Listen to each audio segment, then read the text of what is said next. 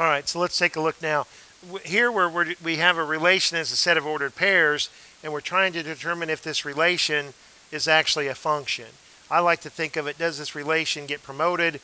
Does it achieve the title a function? Well, it will if every input has exactly one output. If every number in the domain produces a unique number in the range. And this assignment could be through an equation, it could be just arbitrary, it could be through a graph. There's several different ways, 3 or 4 different ways to say that some number x and describe how it's related to some number y. If that relationship, if every x produces exactly one y, it'll be a function. So when I have just a finite list here, I'm making sure that the x's don't repeat. Well, I've got a problem in number 8. Negative 8 is related to positive 6, but negative 8 is also related to positive 5. There's no way that's a function. But in the next problem, negative 8 only appears once as an x value.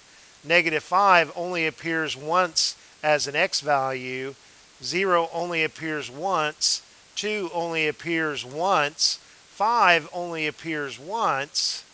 So I don't have any repeat of x's like I did there. So this guy is a function. Every x produced exactly one y. Now, it's okay that it was the same y. When we say negative 8, what is it related to? It was related to 6. That's exactly one answer. What was 0 related to? 0 was related to 6. That's exactly one answer. Every x produced exactly one y. In the definition, it doesn't say anything about any repeats in the y coordinates. You just can't have the x's repeating. All right. So here it's a vertical line test. It's the same idea. Every x, you want to make sure that this graph, that every x is related to exactly one y value. And the quick way to visually do that given a graph is to draw a vertical line and see if you can find a vertical line that intersects your graph in more than one place. Here, I can't find a vertical line that intersects this graph more than once. So this represents a function. I also can just look at it and I know that that's a parabola, that this is a quadratic function.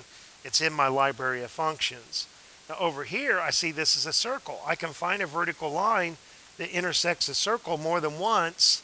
So for this value of x, it produces 2 values of y.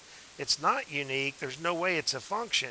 You have the same x producing this y that's a little bit less than 1 and this y that looks to be a little bit bigger than 3 for this vertical line that I roughly sketched in there. All right, so I hope that helps.